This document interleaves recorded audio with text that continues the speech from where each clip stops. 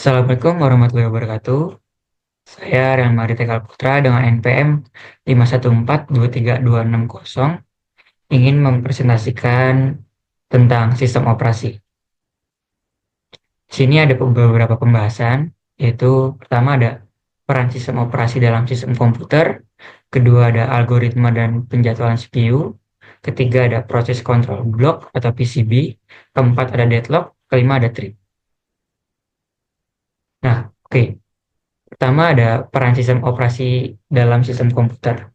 Sebelumnya, sistem operasi atau operating system adalah perangkat lunak sistem yang bertugas sebagai penghubung antara perangkat keras komputer dan pengguna. Tanpa OS, pengguna tidak akan dapat menjalankan aplikasi atau mengelola perangkat keras dengan mudah. Di sini ada pembahasan pertama, yaitu tentang manajemen proses. Manajemen proses itu OS menangani eksekusi berbagai proses atau program yang sedang berjalan, termasuk membuat, menjadwalkan, menghentikan, dan mengatur komunikasi antar proses. Contohnya itu saat membuka browser sambil mendengarkan musik, OS memastikan kedua aplikasi berjalan bersamaan tanpa saling mengganggu. Kedua ada manajemen memori. OS mengalokasikan dan membebaskan memori utama, yaitu RAM, untuk proses yang berjalan, agar tidak saling menimpa dan mencegah kebocoran memori. Contohnya saat membuka file besar di Excel, OS menentukan seberapa banyak RAM yang digunakan agar tidak mengganggu proses lain. Ketiga ada manajemen file dan penyimpanan. Sistem operasi menyediakan struktur file, folder, path, atau izin akses agar pengguna dapat menyimpan dan mengambil data secara sistematis dan aman. Contohnya saat membuka dokumen di Word dan menyimpannya di Drive, itu dikelola oleh OS. Keempat ada manajemen perangkat keras. OS mengelola komunikasi dengan perangkat keras melalui driver seperti printer, keyboard, mouse, disk, dan sebagainya. Contohnya saat kamu mencetak dokumen, OS mengatur alur data dari aplikasi ke printer secara efisien. Kelima ada interface untuk pengguna. Jadi OS menyediakan antar muka untuk pengguna berinteraksi baik melalui CLI atau Command Line Interface seperti terminal atau GUI Graphical User Interface seperti tampilan Windows dan macOS. Kedua, ada pembahasan tentang algoritma penjadwalan CPU. Nah, CPU scheduling atau penjadwalan CPU adalah proses menentukan urutan eksekusi proses dalam sistem multitasking. OS menggunakan algoritma khusus agar penggunaan CPU efisien dan adil. Pertama ada FCFS atau First Come First Serve.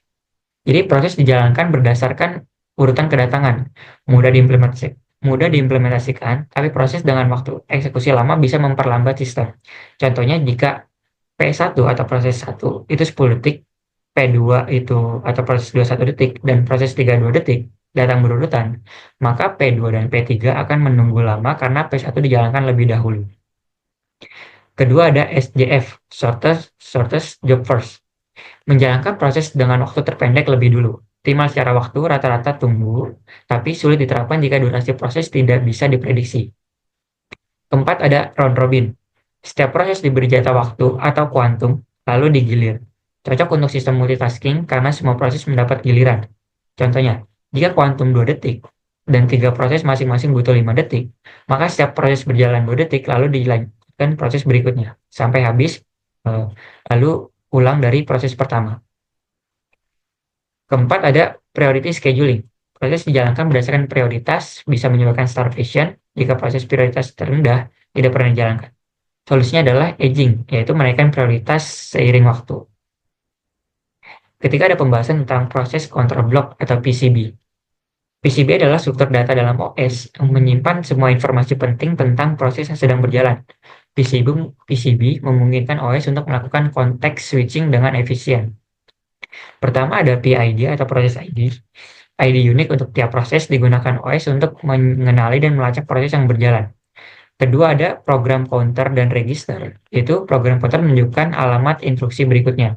Register menyimpan informasi sementara saat proses berjalan seperti data aritmatika, hasil sementara, dan lain-lain. Ketiga ada status proses, menunjukkan kondisi proses, yaitu ada 5. New, proses baru dibuat. Ready, siap dijalankan. Running, sedang dijalankan. Waiting, yaitu menunggu input-output, completion atau event.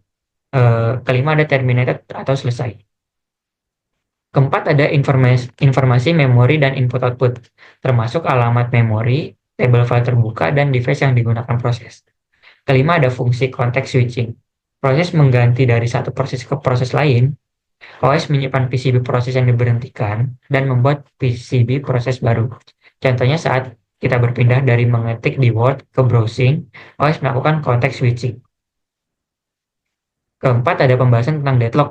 Deadlock terjadi saat dua atau lebih proses saling menunggu sumber daya yang tidak bisa mereka akses, sehingga semua proses berhenti.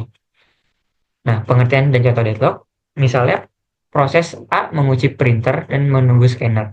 Proses B mengunci scanner dan menunggu printer. Keduanya saling menunggu dan tidak bisa lanjut.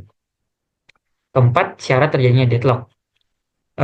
Satu itu ada mutual exclusion atau sumber daya tidak bisa digunakan bersamaan. Kedua ada hold and wait, proses memegang satu sumber daya dan menunggu yang lain. Ketiga ada no preemption atau sumber daya tidak bisa diambil paksa dari proses. Keempat ada circular wait, yaitu terdapat lingkaran proses yang saling menunggu. Ketiga ada strategi, yaitu pencegahan deadlock, penghindaran deadlock, dan deteksi deadlock. Oke. Untuk pencegahan, hindari salah satu syarat Kaufman agar deadlock tidak mungkin terjadi. Kedua ada penghindaran. Gunakan metode seperti Banker's algoritma atau mengevaluasi keamanan alokasi sebelum diberikan. Ketiga ada deteksi dan pemulihan, yaitu biarkan deadlock terjadi, lalu deteksi dengan grafik atau tabel dan pilih proses untuk diberhentikan. Keempat ada algoritma Banker atau Banker algoritma itu. Algoritma ini memeriksa apakah pemberian sumber daya akan menyebabkan sistem masuk ke kondisi tidak aman. Hanya jika aman, alokasi diberikan. Kelima ada pembahasan tentang thread, yaitu pengertian thread. Thread adalah unit terkecil dalam eksekusi program yang berbagi memori dengan thread lain dalam satu proses, lebih ringan dibandingkan proses. Contohnya itu ada uh, aplikasi chat memiliki thread untuk menerima pesan, satu untuk mengetik, satu untuk notifikasi. Jenis thread. Jenis thread dibagi dua, yaitu ada user level dan kernel level. Untuk user level thread dikelola oleh pustaka di level user, cepat, tapi jika satu thread crash, seluruh proses bisa berhenti.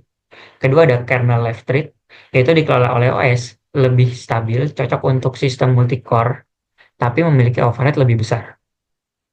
Ketiga ada keuntungan threading, yaitu eksekusi paralel, yaitu meningkatkan responsivitas. Kedua ada resource sharing, itu lebih hemat memori. Ketiga ada cocok untuk aplikasi modern seperti server, game, dan multimedia. Oke. Eh, Keempat ada perbandingan thread dan proses. Untuk fitur, eh, proses memiliki isolasi memori sedangkan thread tidak. Kedua untuk overhead. Kalau proses, dia itu overheadnya itu sangat tinggi, sedangkan thread itu rendah. Ketiga itu ada komunikasi. Eh, untuk proses, dia itu sulit untuk berkomunikasi, sedangkan thread itu mudah. Lalu ada implementasi thread dalam aplikasi. Contoh, Google Chrome setiap berjalan dalam thread terpisah. Server web, setiap permintaan klien ditangani oleh thread berbeda. Kemudian untuk pembahasan sistem informasi kali ini, kurang lebihnya mohon maaf. Saya Real Mardika Putra, izin pamit.